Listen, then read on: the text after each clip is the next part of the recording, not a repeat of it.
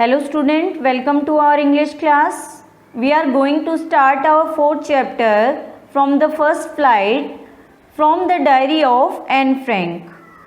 First of all, I want to tell you a brief introduction about the chapter. Anne Frank was a little Jewish girl. She used to write a diary. In her diary, she gives sensational account of her life. This chapter contains the first few pages of her diary. She had no one with whom she could share the feeling of her heart.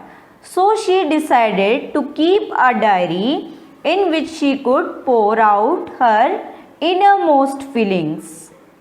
So that's the introduction. Now we will start the chapter with complete explanation.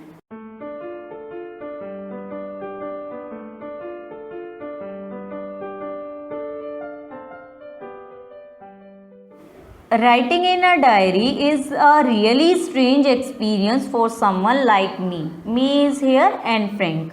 अब वो क्या कहती है कि diary लिखना एक strange experience है really, और वो भी मेरे जैसे पर्सन के लिए. Not only because I have never written anything before, केवल इसलिए नहीं क्योंकि मैंने पहले कुछ इस तरह का नहीं लिखा है, बट ऑल्सो लेकिन ऐसा भी है because it seems to me that later on neither I nor anyone else will be interested in the musings of a 13-year-old school girl.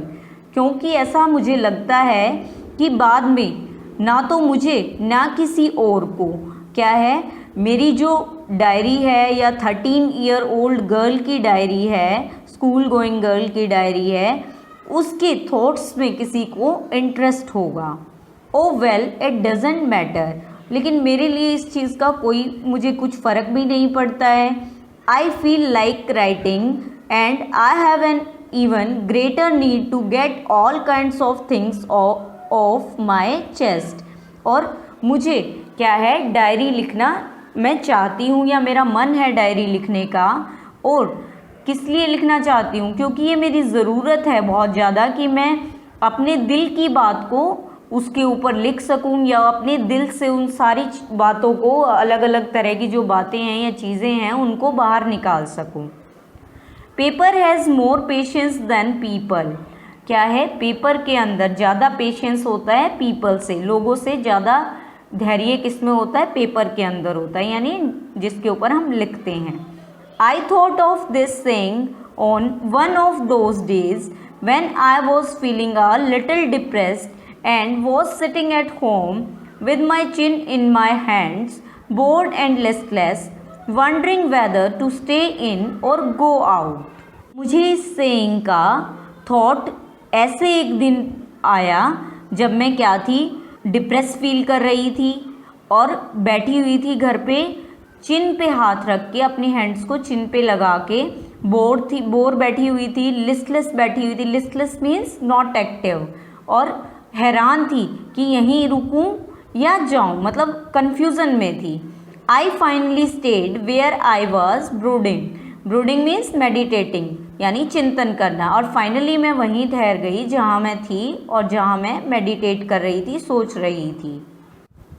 Yes, paper does have more patience, कि paper के अंदर बहुत ज़्यादा patience होता है.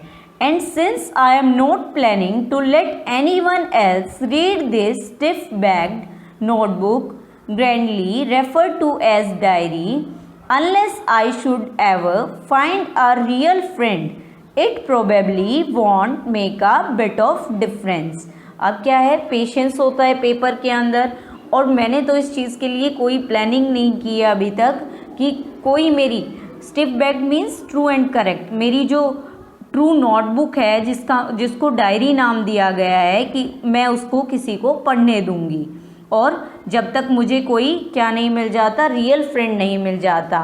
और इसे लिखने में शायद कोई फ़र्क भी नहीं पड़ेगा, इस चीज़ को लिखने में कोई फ़र्क भी नहीं पड़ेगा, I think. Now I am back to the point that prompted me to keep a diary. अब मैं उसी पॉइंट पे वापस आ जाती हूँ और जिसने मुझे अर्ज किया कि मैं डायरी रखूं या मुझे इंस्पायर किया कि मैं डायरी रखूं। In the first place I don't have a friend, और पहली बात तो क्या थी, डायरी रखने का रीज़न क्या था कि मेरा कोई भी फ्रेंड नहीं है। Let me put it more clearly, since no one will believe that a 13-year-old girl is completely alone in this world. और पहली बात तो मुझे बिल्कुल क्या है, मैं क्लियर कर देना चाहती हूँ कि कोई भी इस बात पर बिलीव नहीं करेगा कि एक 13-year-old गर्ल क्या है, कम्प्लीटली अलोन है इस वर्ल्ड में। अलोन मीन्स अकेली है पूरी तरह से। एंड आई एम नॉट, और मैं हूँ भी नहीं। I have loving parents and a 16-year-old sister. अब मेरे पास कौन है, मेरे पेरेंट्स हैं प्यार करने वाले, 16-year-old सिस्टर है, and there are about 30 people I can call friends, और मेरे पास 30 पीपल हैं, मतलब 30 लोग भी हैं जिनको मैं फ्रेंड कह सकती हूँ। I have a family loving aunts and a good home, और मेरे पास एक फैमिली है, लविंग आंट्स हैं और एक अच्छा सा घर है। No on the surface I seem to have everything except my one true friend. अगर नहीं ऊपर से देखें तो क्या लगता है कि मेरे पास सब कुछ है सिवाय किसके, ट्रू फ्रेंड के। All I think about when I am with friends is having a good time, और जब भी मैं अपने फ्रेंड्स के साथ होती हूँ सिर्फ एक ही बात सोचती हूँ कि मौज मस्ती या अच्छा समय। I can't bring myself to talk about anything but ordinary everyday things, और मैं क्या जो बातचीत करती हूँ सिवाय जो ऑर्डिनरी बातचीत होती हैं, हर रोज़ की जो चीज़ों की बातें होती हैं उनके सिवाय कोई और बात मैं उनसे नहीं शेयर कर सकती।